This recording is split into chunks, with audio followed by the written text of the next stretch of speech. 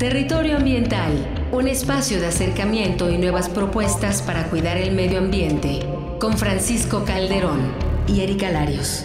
Una producción del Instituto Mexicano de la Radio y la Procuraduría Ambiental y del Ordenamiento Territorial del Distrito Federal.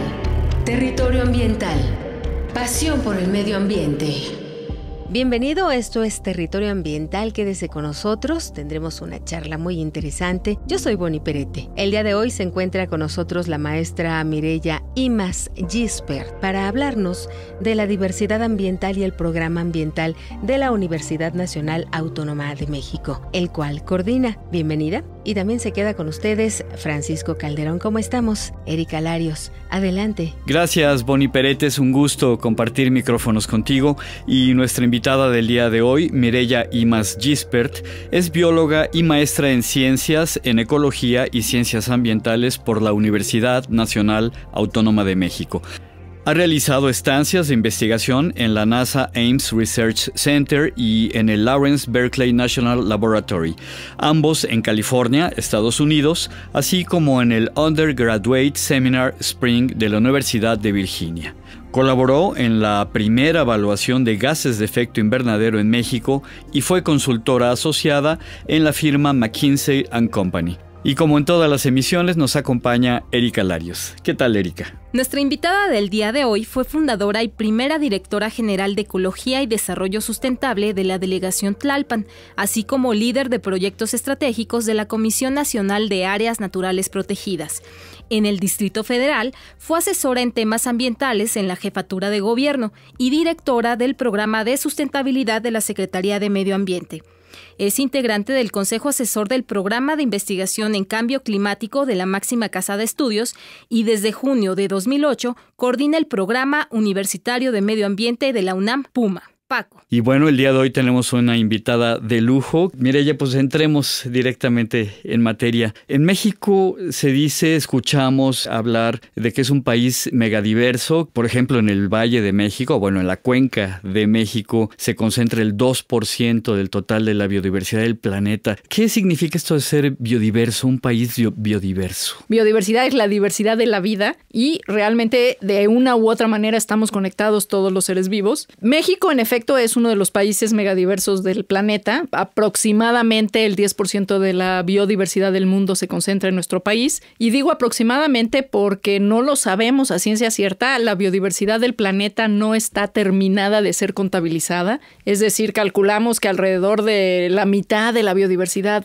aún no la hemos contado y calculamos que es la mitad por ciertos estudios que se hacen, estimaciones, etcétera. Pero la naturaleza no deja de sorprendernos y bueno, a lo mejor es más, a lo mejor es menos. Pero ciertamente México es uno de los países donde se concentra mayor diversidad en el planeta, 10% aproximadamente. El tema de la cuenca de la ciudad, del Valle de México, es un tanto complicado porque realmente no se ubica el 2% de la biodiversidad del planeta en la cuenca. Cuando se hace referencia a este número, en realidad los autores que presentaron esta información hacían referencia al eje neovolcánico, que es una extensión mucho más grande. Realmente nuestra cuenca sí tiene especies endémicas, pero no es una zona altamente diversa. Sin embargo, por lo poco o mucho que exista, es una zona que hay que conservar de manera muy prioritaria. Es la zona de recarga de nuestros acuíferos. La zona más arbolada, la zona con mayor vegetación, es la zona de recarga. Y luego, si vamos subiendo en términos altitudinales, pues vamos viendo rápidamente cómo va cambiando el paisaje y vamos,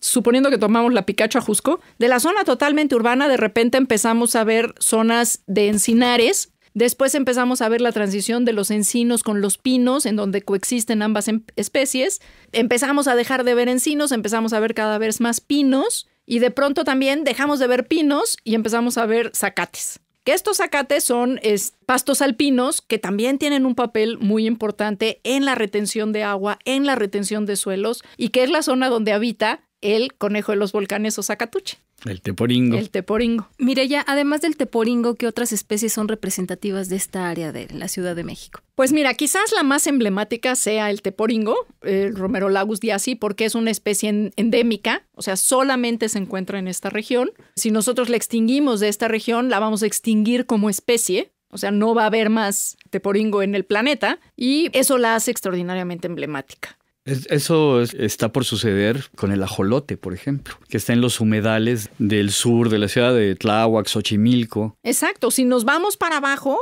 si nosotros agarramos el periférico Sí. y nos vamos hacia Xochimilco y llegamos a los canales, nos vamos a encontrar con otra gran sorpresa en la cual, para empezar, los afluentes, o sea, los ríos, bajadas de agua, etcétera, que le daban vida a estos lagos, a los lagos de Xochimilco y Tláhuac, pues prácticamente ya no existen. Y en realidad lo que hoy surte de agua a estos lagos son plantas de tratamiento. Aguas residuales. Aguas residuales tratadas. Una especie, digamos, de la parte baja de la cuenca emblemática es sin lugar a dudas el ajolote, el Amblystoma mexicano. Si nosotros extinguimos al ajolote de los lagos de esta zona, los vamos a extinguir de la vida silvestre. Porque, bueno, por lo menos en el caso de los ajolotes tenemos ajolotes en cautiverio creciendo y no vamos a extinguirlos como especie. Pero si los extinguimos de su hábitat, es muy difícil que podamos mantener la vida a perpetuidad, en este caso en albercas o peceras, ¿no? Claro.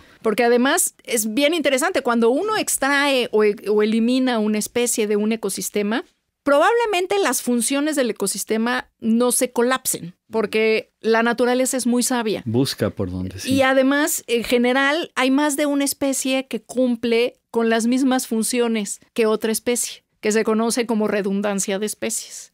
Pero no sabemos en qué momento vamos a extraer la especie con la que ya no haya redundancia de especies y el sistema se nos colapse.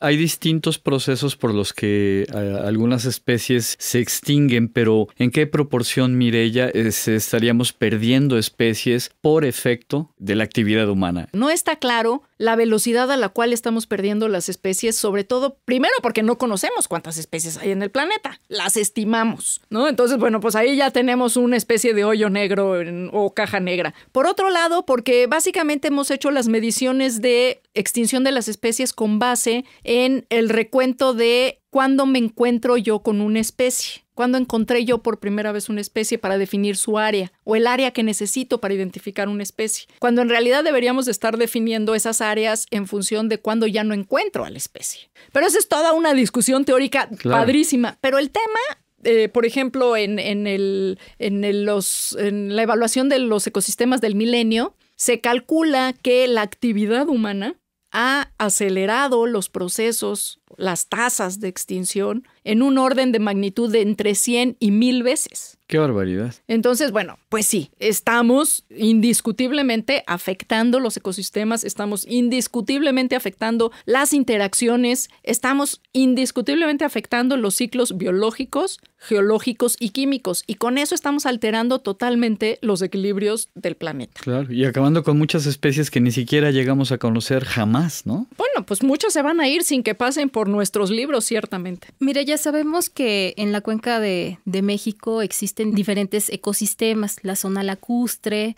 los humedales de Xochimilco, Tláhuac, bosques de encino, de coníferas, mixto, pero ¿cuáles son los ecosistemas que están enfrentando mayor riesgo? Bueno, yo creo que sin lugar a dudas, en este momento el más, y digo, por muchas razones emblemático, es el lacustre. Hoy es una región asfáltica, ¿no? O sea, hemos transformado totalmente ese paisaje. ¿Qué perdimos en ese camino? ¿Quién sabe? Porque hay muchas cosas de las cuales ni siquiera tuvimos registro. Lo que hoy nos queda son Tláhuac y Xochimilco.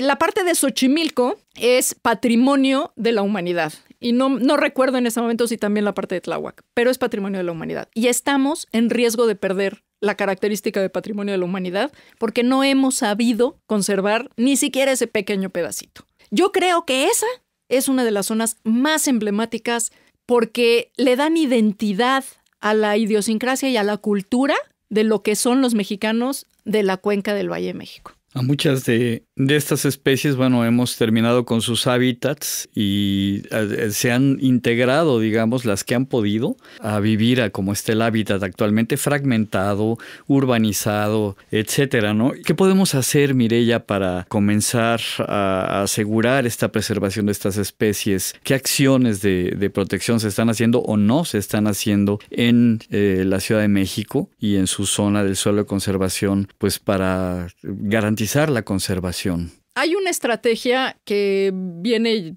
pues desde los años 20. Realmente en México uno de los grandes impulsores de esto fue el general Lázaro Cárdenas, que era la creación de espacios protegidos. Hoy hemos llegado a la conclusión de que realmente estos espacios protegidos son islas que difícilmente nos van a ayudar a proteger la diversidad del planeta. Necesitamos encontrar los espacios de conectividad entre estas islas. Esto que ahora se denomina corredores biológicos o corredores ecológicos. Porque las especies pues no saben que de pronto nosotros pintamos una raya en un mapa y decidimos que ellas vivían de esa raya para adentro. Pero además empobrecemos a las poblaciones. Porque y esto es sentido común, o sea, si nosotros nos multiplicamos entre familia, pues al rato nos salen retardados, hemofílicos, etcétera. Pues lo mismo les pasa a las demás especies. Entonces, esta necesidad de diversidad genética es tan importante para la continuidad de una especie. Entonces, tenemos que entender que no podemos encerrar ni en zoológicos ni en áreas naturales protegidas la diversidad para garantizar su posibilidad de sobrevivencia en el futuro. Necesitamos pensar en el territorio, necesitamos generar estos espacios de conectividad y en particular en el Distrito Federal tenemos que repensar nuestra ciudad. No podemos seguir en el modelo de la extensión de lo urbano ad infinitum, porque el infinito ya llegó, o sea, ya nos estamos desbordando para todos lados. El rescate de la zona lacustre es imprescindible, es uno de los temas ambientales más importantes y este sexenio se nos fue en blanco. Por otro lado, el rescate del suelo de conservación. El suelo de conservación no es un área natural protegida. El suelo de conservación es prácticamente la mitad del territorio del Distrito Federal. Es un territorio que el Distrito Federal hace ya mucho tiempo dijo que tenía que conservarse como suelo no urbano para que la propia zona urbana pudiera sobrevivir, en particular en términos de agua.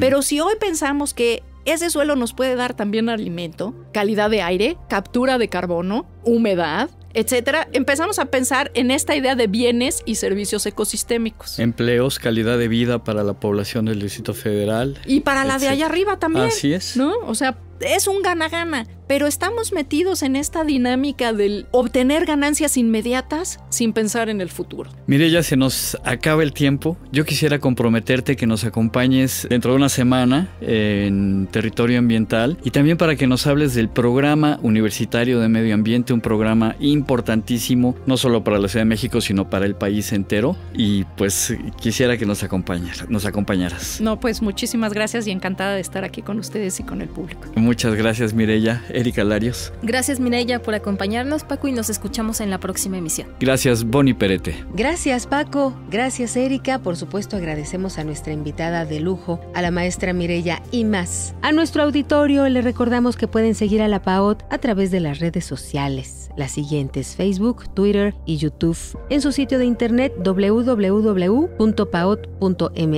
o si así lo prefieren, pueden acercarse vía telefónica al siguiente número: 52 65 07 80 o a las oficinas ubicadas en la calle de Medellín 202, Colonia Roma, Delegación Cuauhtémoc, entre Chiapas y Tapachula. Los esperamos en la próxima emisión de Territorio Ambiental, Pasión por el Medio Ambiente. Soy Bonnie Perete. Hasta la próxima.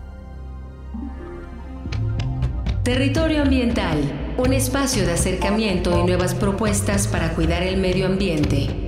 Con Francisco Calderón y Erika Larios.